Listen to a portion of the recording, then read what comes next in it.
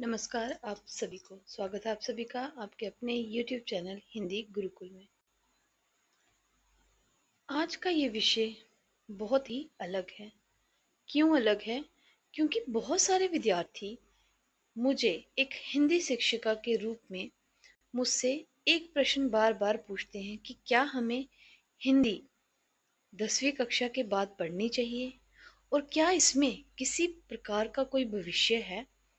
क्या लैंग्वेज हमें कोई भविष्य दे सकती है? जिस प्रकार हमें गणित हमारी विज्ञान दे रही हैं, क्या इसी प्रकार हिंदी भी एक ऐसा विषय है जिसे हम चुन सकते हैं अपने भविष्य के लिए? तो जी हाँ, आप चुन सकते हैं।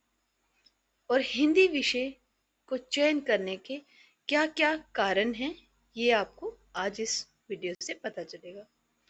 उज्जवल भविष्य की ओर एक सशक्त कदम बढ़ाना है। किसके माध्यम से? हिंदी के माध्यम से। तो चलिए बढ़ते हैं हमारी वीडियो की तरफ।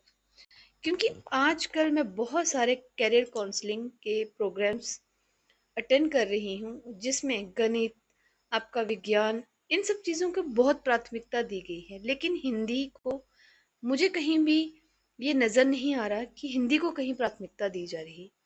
तो इसलिए आपका आज की जो विषय है वो आपका हिंदी विषय ही है कि क्या आपके हिंदी विषय में आप अपने लिए कोई भविष्य चुन सकते हैं? तो जी हाँ, चुन सकते हैं। चलिए बढ़ते हैं। हिंदी विषय से प्रमुख करियर कौन कौन से हैं, सबसे पहले आपको ये पता चलेगा। शिक्षा क्षेत्र यानी कि आपके शिक्षक। और शिक्षक कौन कौन से? PRT, TGT, PGT. कॉलेज एवं विश्वविद्यालय में प्राध्यापक यानी कि आपके असिस्टेंट टीचर्स। पत्रकारिता एवं मीडिया, समाचार वाचक, रिपोर्टर, संपादक, रेडियो जॉकी आदि। लेखक एवं लेखन एवं प्रकाशन।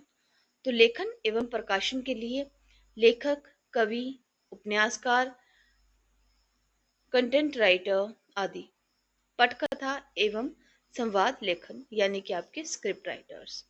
आप सभी को आज के समय में मूवीज देखना, फिल्में देखना, आपकी शॉर्ट स्टोरीज देखना, शॉर्ट मूवीज देखना आप सभी को बहुत पसंद आ रहा है, क्योंकि उनकी जो स्क्रिप्ट्स है वो आज की समय के अनुसार लिखी जा रही है। और लिखने वाले जो आपके लेखक हैं वो आप ही में से कुछ खास चुनिंदा छात्र हैं जिन्होंने हिंदी को प्राथमिकता दी और आज वो कंटेंट राइटर के रूप में कार्य कर रहे हैं। अनुवाद एवं दुभाषी यानी कि सरकारी विभाग, न्यायालय, निजी कंपनियां। नेक्स्ट है आपका प्रशासनिक सेवाएं, यूपीएससी, जेकेपीएससी, एसएससी और आपकी बैंकिंग परीक्षाएं। एआई एवं डिजिटल मीडिया विशेषज्ञ। एआई भाषा विशेषज्ञ, content moderator, prompt writer, social media content creator. आपका सोशल मीडिया, आपके एआई में भी हिंदी भाषा का एक प्रमुख स्थान है। करियर के अनुसार योग्यता। आपने यदि शिक्षक बनना है तो आप हिंदी को किस तरह से और कैसे कैसे क्या क्या करेंगे, तो आप किस अपने भविष्य में कौन से करियर को आप ऑप्ट कर सकते हैं, ये बताने के लिए। पहला है शिक्षक बनने के लिए 10वीं और 12वीं में आपका हिंदी रखना बहुत ज़रूरी है। उसके बाद बीए में भी आपकी हिंदी होना बहुत आवश्यक है और एमए में भी। उसके बाद आपकी बीएड। उसके बाद आपका कोई किसी भी, अगर आप किसी अन्य राज्य में हैं तो उस राज्य का आपका टेट एग्जाम आपके शिक्षक बनने के लिए बहुत अनिवार्य है।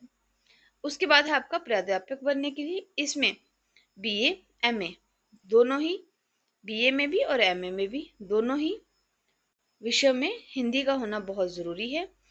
यूजीसी नेट सेट पीएचडी विश्वविद्यालय में प्राध्यापक के लिए ये होना बहुत आवश्यक है। प्रशासनिक अधिकार, स्नातक किसी भी विषय में, स्नातक आप किसी भी विषय में करें यानी कि ग्रेजुएशन। उसके बाद आपकी यूपीएससी, जेके पीएससी और एसएससी की परीक्षा उत्तीर्ण करने के बाद ये आपकी गवर्नमेंट जॉब में आ जाएगा।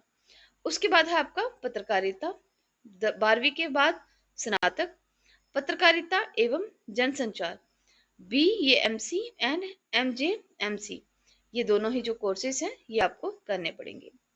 अनुवादक यानी कि अनुवादक बनने के लिए आपको BA हिंदी, MA हिंदी और अनुवाद डिप्लोमा करना होगा।